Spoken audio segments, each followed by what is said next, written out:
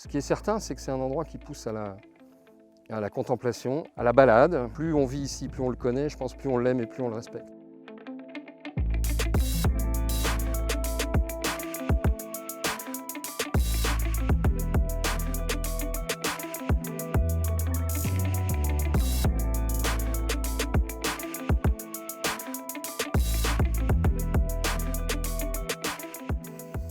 Bonjour et bienvenue à Chauzé.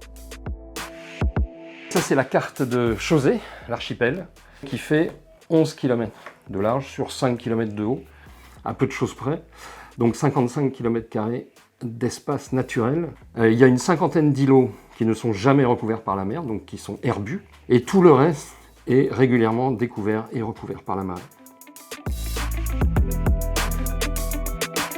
Je m'appelle Hervé Hilard, j'ai 63 ans et ça fait 63 ans que je suis à Chauzé, où ma famille a une maison depuis plusieurs générations maintenant.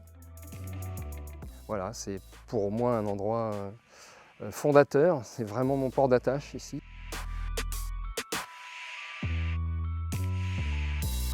L'hiver, on est entre 4, 6, 8 personnes sur l'île. C'est tout, tous les commerces sont fermés, les hôtels, bars, restaurants, la plupart des maisons sont fermées. Donc on se retrouve évidemment très isolé, mais surtout très en intimité avec le lieu. Quand on commande ses courses, tout vient du continent, la nourriture qui vient par bateau, même l'eau. Il y a une partie de l'eau qui est apportée par les vedettes tous les jours. L'eau est ici très précieuse.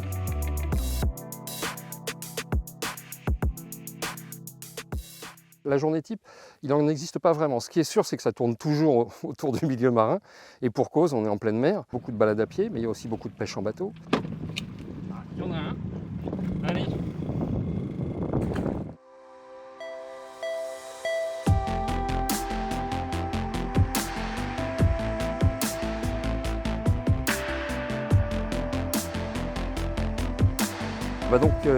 On quitte la grande île pour aller à la découverte de l'archipel. Donc on va commencer par découvrir le Chapeau, qui est une des îles recouvertes d'herbe, donc qui n'est jamais recouverte par l'eau de mer.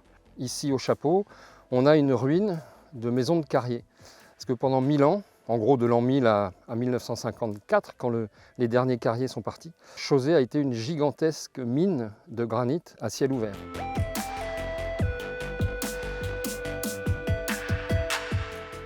On a un exemple là derrière nous, c'est la dernière carrière en activité. Elle a été en activité après la Deuxième Guerre mondiale jusqu'en 1954. À part les carriers, il y a eu ici la présence de contrebandiers, de quelques corsaires et pirates. Et puis il va de soi qu'il y avait bien entendu la pêche et les pêcheurs. Eux, ils sont là depuis toujours et ils sont là bien après les carriers et les soudiers. Parce qu'évidemment, Chauzé, c'est une fabuleuse mine aussi de ressources naturelles.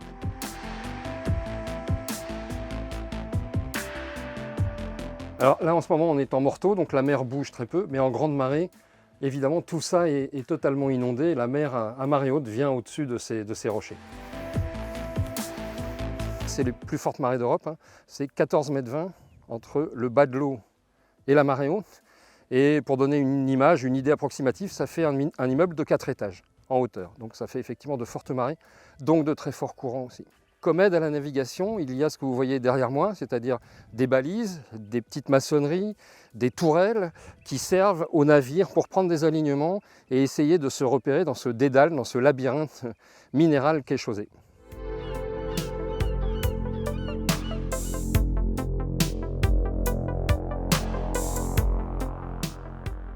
Il n'y a personne, j'en reviens pas.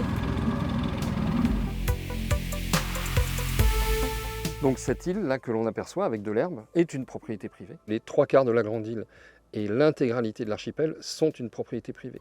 Ce sont 3 familles qui gèrent ce site, qui s'en occupent depuis plusieurs décennies, depuis plus d'un siècle maintenant, et donc qui sont en charge de cet endroit. Donc qui en profitent évidemment, mais qui travaillent aussi pour cet endroit. Et donc c'est tout à fait important que les visiteurs se rendent bien compte qu'ils sont sur une propriété privée.